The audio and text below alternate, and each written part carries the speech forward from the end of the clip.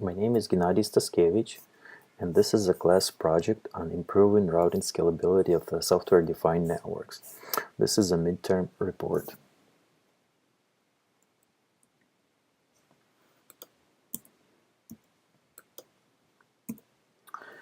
So here's a brief outline. We'll do the introduction, motivation, getting started, the 3 phases of the project, discussion, and questions. So the objective of this project is to address the routing scalability within the software-defined networks. The conceptual idea is to retrieve collected network data that was done under the DNA project and to pass that routing information collected by the DNA clients to the ONOS application and to generate and populate flow tables and integrate them into the routing process. So, more specifically, the approach is to leverage the work that was done under the Distributed Network Analysis project.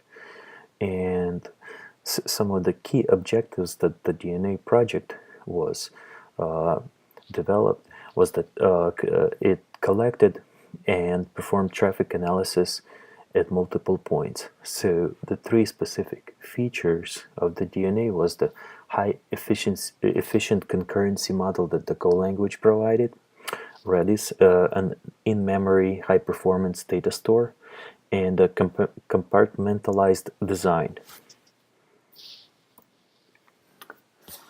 There are 3 major phases of this project. Phase 1 is to get started, familiarity with ONOS.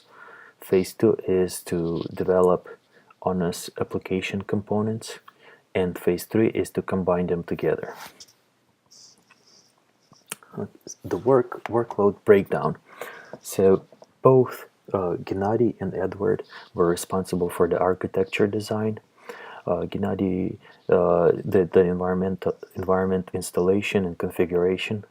Edward did the application development and the DNA interaction. So phase 1. The objective of this phase is to get familiarity of the ONOS. So ONOS is an open source implementation of a software-defined network. The URL for this project is onosproject.org. One of the distinction between this ONOS project is that it allows for horizontal integration. Basically allows controlling or defining a software-defined network or physically separated networks.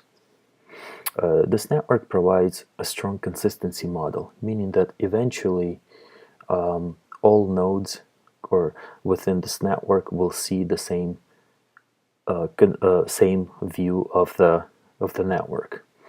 And to achieve that, the ONOS utilizes Cassandra in-memory distributed hash tables and Titan Graph database.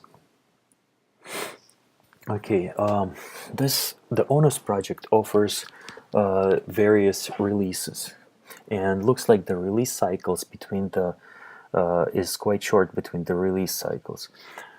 For example, the version the first version 1.0 was released in December 2014, and version 5 was released in March 2016. So we can see there is a fairly fast release cycle, several months or even less than a month, as we can see that Cardinal and Drake were released in the same month. One of the frustrating thing is that there is compatibility issues between releases. For example, Cardinal and Falcon are incompatible.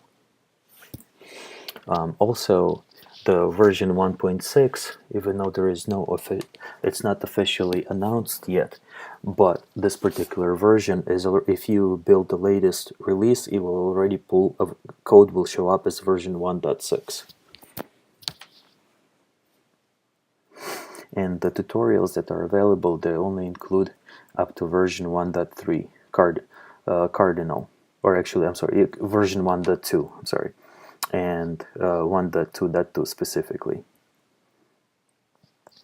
So the objective of this particular phase is to run through several tutorials that were available on their website.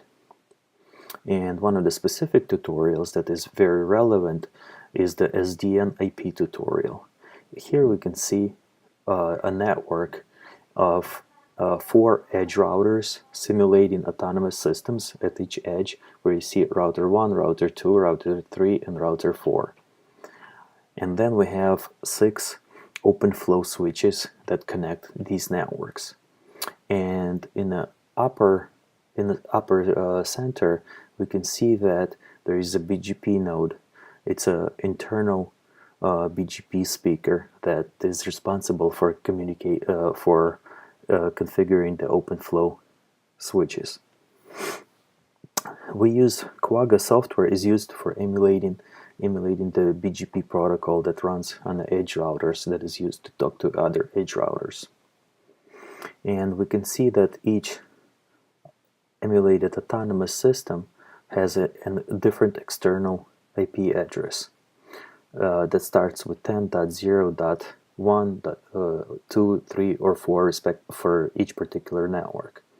Likewise, the internal address space is 192.168 and specific number for the network.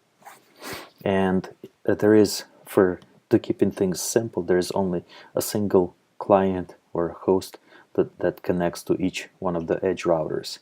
So there is 4 edge routers simulating the autonomous system, and each one has a single client. So for the first router, there will be 192.168.1.1, and on the second network, it will be 192.168.1.1. Likewise, for the external IP address, you would have 10.0.1.1, and this one would have 10.0.2.1, and likewise for 3 and 4. So some of the issues that were encountered during running the tutorials is that when you first run the ONOS application, when you start the tutorial on a desktop, they use different versions of the or different icons for terminal representing terminal sessions. One of them is for starting the ONOS application, the other one is for starting the mininet, and another one for resetting the network configuration so you can start from scratch, and then another one for web view, web client, and okay, so one of the frustrating issues is that there is quite a bit of inconsistency between their tutorials and the available images that they provide. For example, every time you run their tutorial, it'll complain, the ONOS application will complain that Java home environment variable is not set up correctly. Also, ONOS terminals will self-close if you leave it open without without any activity for some period of time. And at other times, the application will just automatically close. Also, following the official tutorials doesn't always work as what they say. For example, there is one part in this specific SDN IP tutorial where they tell you to ping from one network to another when one of the OpenFlow switches is down, and it's supposed to fail in the first time, and it does fail. That is correct behavior. But then you issue an OpenFlow command to start to open or provide a path through that switch, and then you rerun the command, and it's supposed to run this time. However, it will not run correctly. It will fail. Doesn't matter how many times to run. it will fail because you will need to actually restart the mininet, and that was a bit misleading on their details, or at least in their instructions. So typical typical setup of ONOS development environment is that it has it's basically a collection of many existing open components. So one first thing that basically it's going to use is a virtual box, so that way we can easily snapshot and go back if we need to, and also for portability. It's a great way to test out ONOS. So the key software that makes ONOS is the first thing is the operating system, which could be I guess any POSIX or any Linux Unix environment, but they specifically mention Ubuntu 14.04 long-term support, 64-bit server. Reading on the blogs, people said that 32-bit versions would not work correctly. So they definitely have a lot of compatibility issues, still quite open. Another thing is that in the official in the tutorial they'll tell you to install Oracle JDK 1.8. However, the tutorials that already come preloaded, they have a different configuration. They use OpenJDK. Another component that you require is a Git client, and also Apache Karaf and Apache Maven. So Maven is used for compiling, and Karaf is used for running the servers. And lastly, you pull the Git repository, the correct of ONOS project, and you must use dash so for our purposes is that we're specifically targeting the cardinal release, because this is like the most the latest version of the ONOS that supports the SDN IP tutorial. And the other versions, they changed the API, so it doesn't seem to work correctly. And you must use the -b 1.2 option to actually compile the correct release. Without this -b, you will pull the latest version, and actually the latest version is going to be 1.6, even though it's not yet released. So again, I mentioned some of the issues is that the website points to the most recent release. The instructions, also another frustrating part was that it took a while to figure out how to install the specific release of the cardinal release. Also, the tutorial mentions that you just rerun the steps to compile the project if it fails, and it did fail several times, and I reran it initially a couple of times and then started looking why it was failing, because you're setting up on a server, and you don't really have the screen. It takes a while to build it, and there is a heavy dependency on online repositories. So it takes a while to build it, and every time you rerun compile or build command, Maven command, it all goes online and starts pulling these repositories.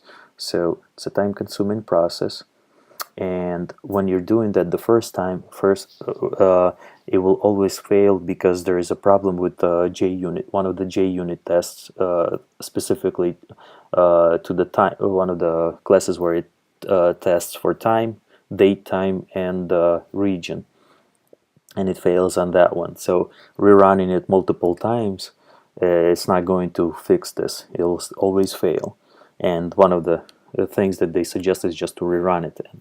So the instructions are definitely not correct. As mentioned before, also file structure is different from the tutorials to the online to the specific instructions that they to the images that they offer. Also, they use different versions in their pre-built tutorials that are available for download. Let's see. Okay, so I went over these. So to prepare ONOS workspace, basically ONOS has this configuration templates called cells, and these cells are basically used to define the build environment or to customize your ONOS package or the scenario that you're working with. So you can use to configure which ONOS applications that should auto start when the service goes on, when ONOS goes online. Configure the IP addresses of servers, provide mininet configuration settings, as well as define users and groups, not passwords. Okay, so part 2. So the second phase of this project was to develop a simple ONOS application and also components that will be used to connect to achieve the overall of the vision of this project. So the first part is to write the hello world application. The second is to install the DNA server and generate some test data. The third portion is to write a Java client to access the DNA server using REST. Reason for that is that DNA stat server, both client and server are written in Go and require a new client that is able to interact with them. And lastly is to extend the ONOS application to be able to access other ONOS applications, such as path and the intent. As for example, what path ONOS application does, it's actually you provide two arguments or two nodes or addresses, and it will compute the shortest path between these addresses. The intent application is actually a routing or a path. So in ONOS network, there are two types of paths.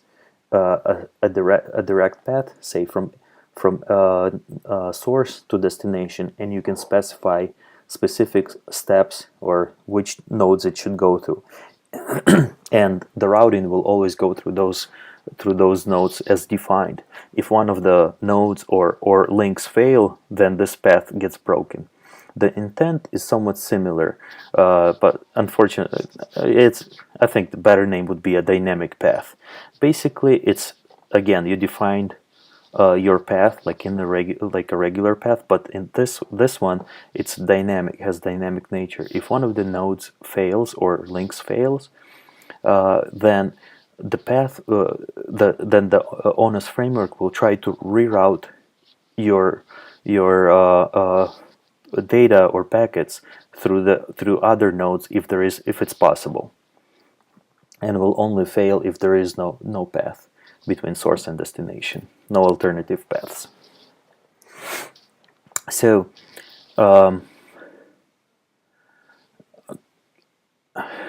going on to the next slide is the process to develop a hello world ONOS application is basically as follows. First, what you do is you generate a template, and basically a template is actually an OSGI artifact.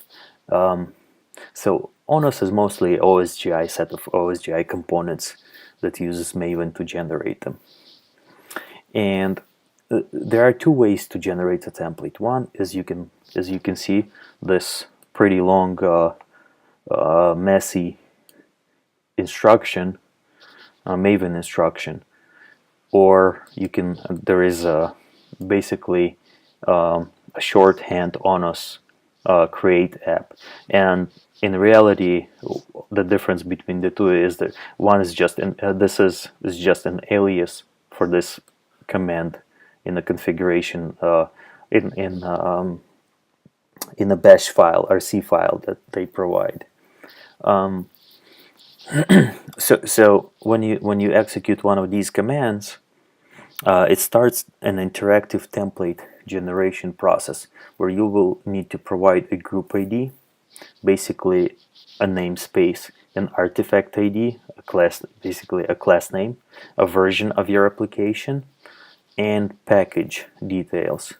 Again, package here, I don't know why they're going with so many unnecessary details. They could have just reused the namespace to begin with. But okay, so what this does is it generates a folder named based on your package name and or a group ID, and then within that folder you will find at the top level a file configuration file called pom.xml, and it will this pom.xml basically, when they generate, what they do is they comment out two elements in there that you have to go in and manually uncomment to make this a valid ONOS application.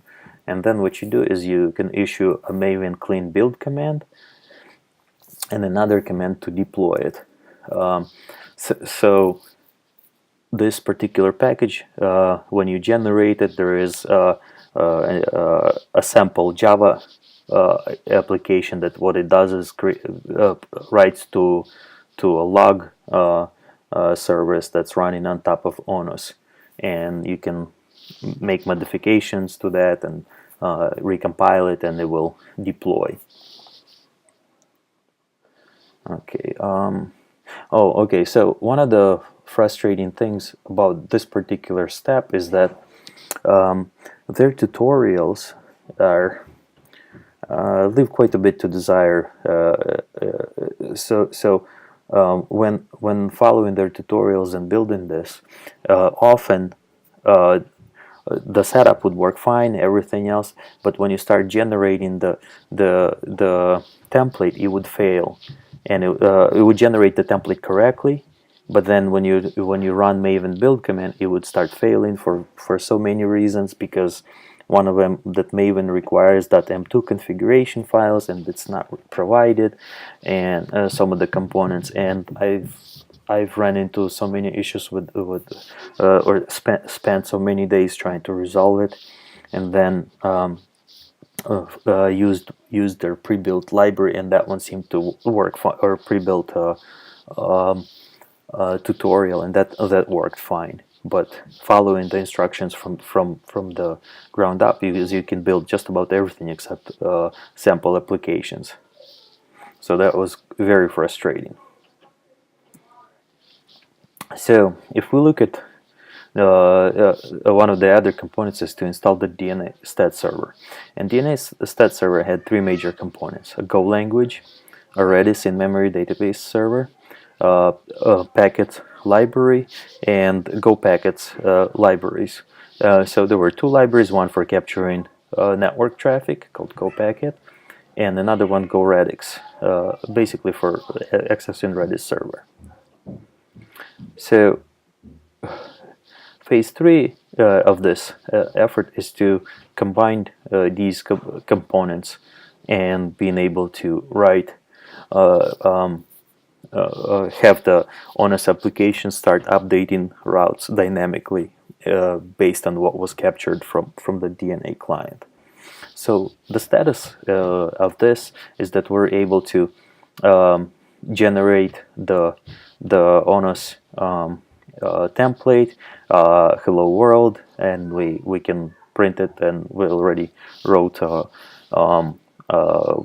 progress report that captures this process in detail, and also generated the Redis or the DNA Java-based client for accessing Redis or the DNA server using REST API. So that's all set. Another thing is we're working on a way to access ONOS applications from within our Hello World app. Let's see, where were we?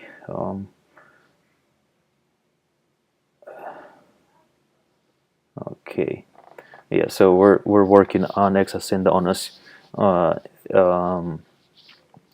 applications that has not been done yet from our application, and the integration. The last step will be the integration. So I think we're on track at this time for halfway progress report.